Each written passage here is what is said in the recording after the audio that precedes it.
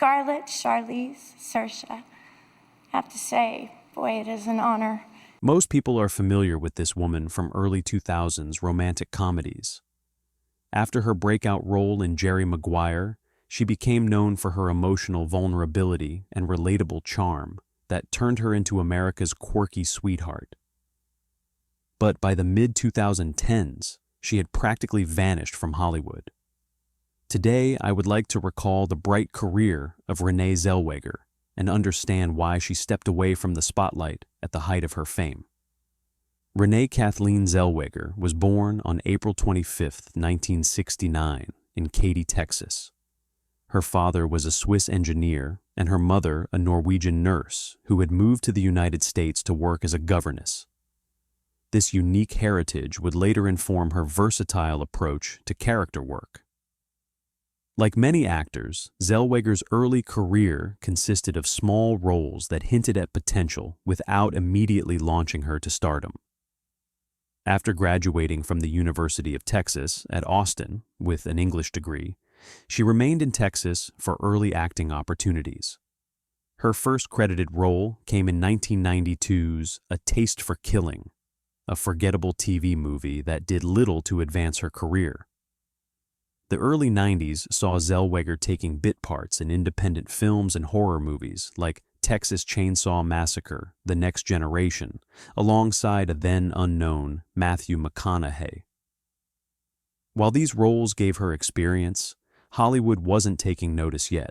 She continued working in smaller productions like Love and a 45 and Empire Records, where she demonstrated a natural screen presence that would later become her trademark. Her persistence paid off when director Cameron Crowe was casting for his follow-up to Singles. The film Jerry Maguire needed someone who could hold their own against Tom Cruise, while conveying both vulnerability and strength. After an extensive search and against studio preference for a bigger name, Crowe took a chance on the relatively unknown Zellweger. Jerry Maguire became the breakthrough that changed everything. Released in December 1996, the film grossed over $273 million worldwide against a $50 million budget.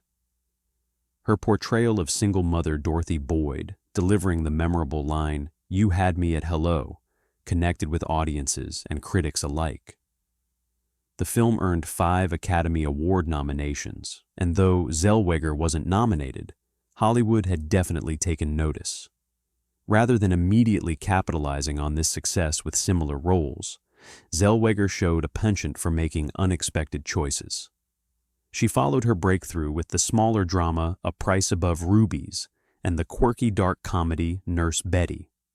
The latter won her a Golden Globe for Best Actress in a musical or comedy in 2000, proving her range extended beyond romantic leads.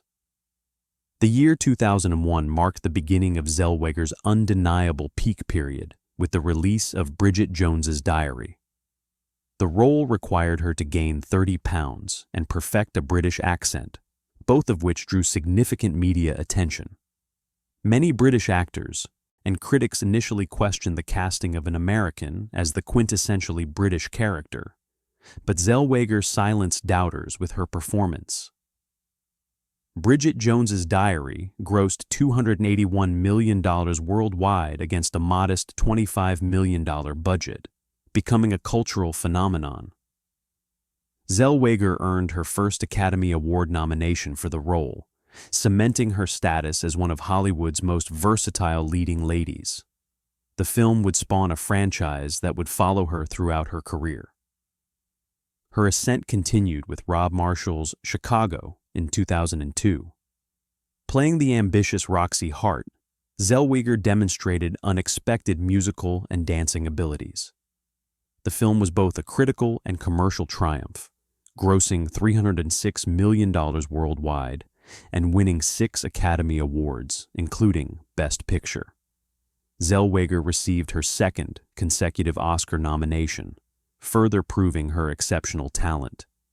The pinnacle of her early 2000s success came with Cold Mountain in 2003.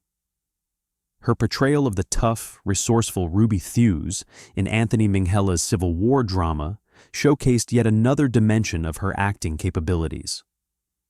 The film grossed $173 million worldwide and earned Zellweger her first Academy Award for Best Supporting Actress.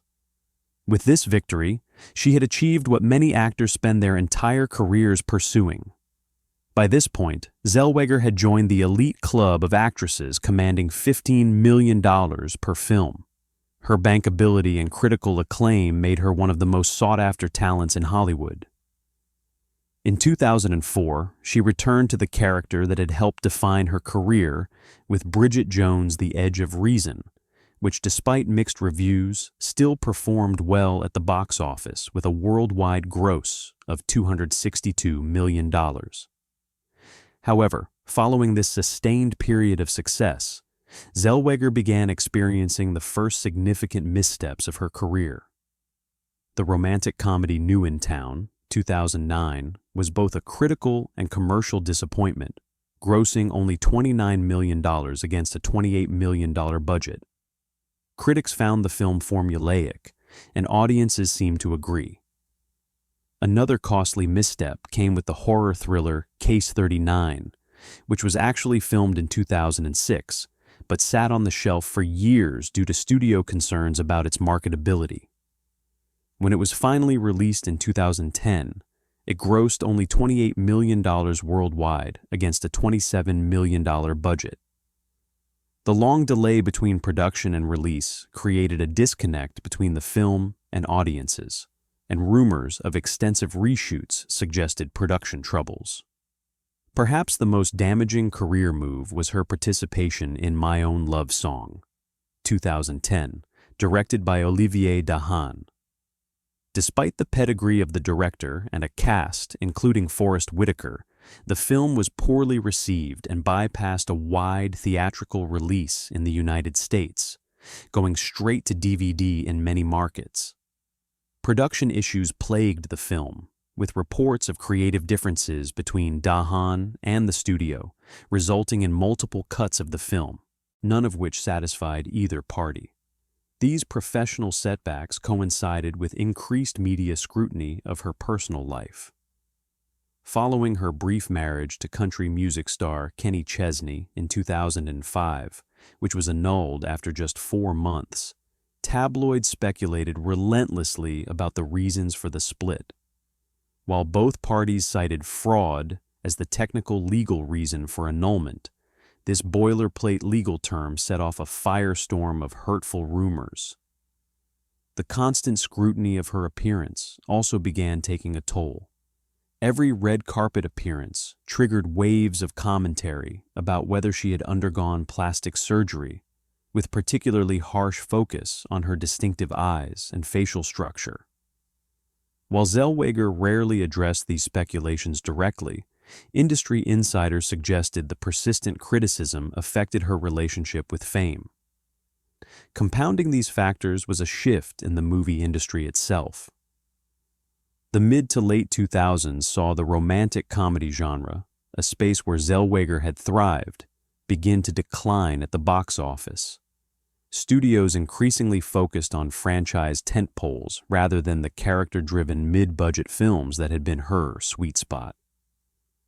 The roles available to women in their 40s were already limited, and the industry shift further restricted her options.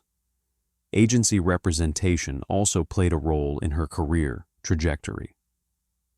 After years with Creative Artists Agency, CAA, Zellweger switched to William Morris Endeavor in 2009.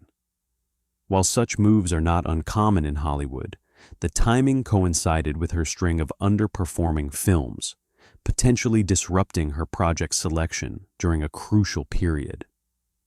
Industry observers noted that the transition may have affected her access to premium scripts and directors when she needed them most.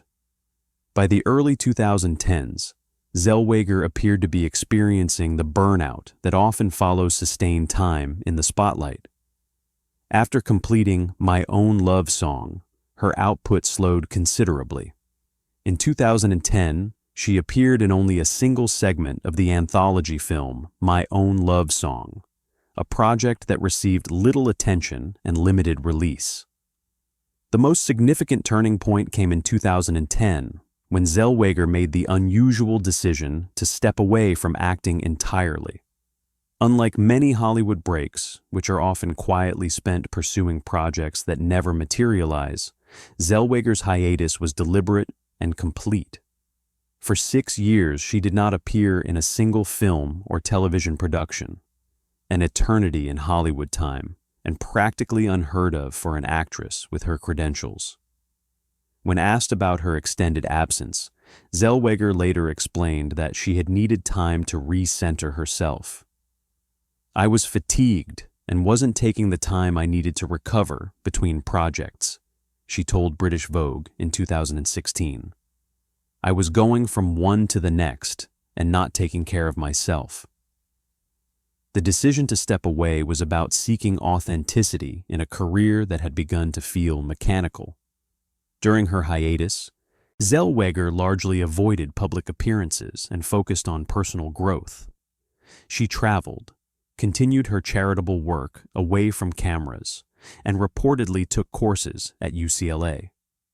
The industry reaction to her self-imposed exile was mixed. Some respected her decision to prioritize well-being, while others questioned whether she would be able to successfully return to an industry notorious for its short memory. The question of whether one can truly come back after walking away is one Hollywood has answered differently for different stars. For every successful comeback, like John Travolta's post-Pulp Fiction renaissance, there are countless others who never recapture their former status. The challenge would be particularly steep for a female actor in her 40s. Zellweger's return to acting came in 2016 with Bridget Jones's Baby, the third installment in the franchise that had helped define her career. The film grossed $212 million worldwide and received generally positive reviews, suggesting that audiences hadn't forgotten her despite the long absence. Critics noted that she slipped back into the beloved character effortlessly, as if no time had passed. Yet the true comeback moment wasn't immediate. Her next film, the faith-based drama Same Kind of Different as Me, 2017, made little impact critically or commercially, grossing just $6.4 million against a $6.5 million budget. The thriller The Whole Truth, with Keanu Reeves, similarly failed to reignite her career momentum, going largely unnoticed despite solid performances. The real renaissance began with her portrayal of Judy Garland in the 2019 biopic Judy. Taking on the role of the troubled Hollywood legend in her final years required tremendous courage, particularly after years of scrutiny about her own appearance and voice. Director Rupert Gould later revealed that Zellweger was not the studio's first choice, with executives concerned about her bankability after such a long absence. However, her dedication to the role, including months of vocal training, convinced them to proceed.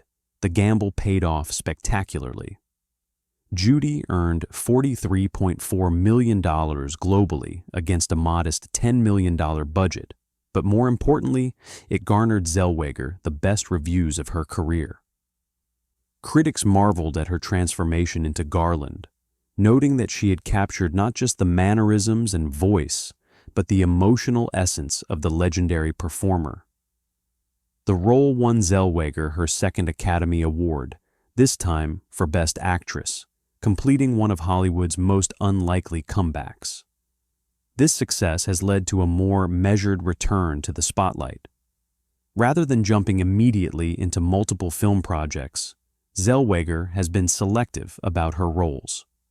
She took on her first major television role in the Netflix series What If in 2019, exploring the streaming platform model that has provided creative opportunities for many established film actors. In 2021, she starred in and executive-produced the true crime series The Thing About Pam for NBC, based on a Dateline episode and subsequent podcast about the 2011 murder of Betsy Faria. The heavily prosthetic-laden performance showcased her continued willingness to transform herself physically for roles, though critical reception was mixed. Currently, Zellweger maintains a relatively low profile by Hollywood standards. She continues to be selective with her projects, with no confirmed films in production as of late 2025. Her relationship with British television presenter and writer Ant Anstead has occasionally drawn media attention, but she has largely succeeded in keeping her private life private, perhaps a lesson learned from her earlier years in the spotlight. Renée Zellweger's legacy rests on her remarkable ability to disappear into characters while maintaining an authentic emotional connection with audiences. Her career trajectory, from Texas indie darling to Oscar-winning superstar to self-imposed exile and triumphant return, reflects both the harsh realities of Hollywood and the possibility of defining success on one's own terms. If she continues to select roles that challenge her considerable talents rather than chasing commercial appeal, Zellweger could establish a second act that rivals or even surpasses her initial peak. In an industry often defined by constant visibility, Zellweger chose invisibility and returned stronger. Her story serves as a counterpoint to the assumed wisdom that stepping away means giving up. Perhaps her most significant accomplishment isn't any particular role or award, but demonstrating that an actor can step off the carousel, reassess, and return with renewed purpose. In doing so, she may have redefined what a successful Hollywood career can look like.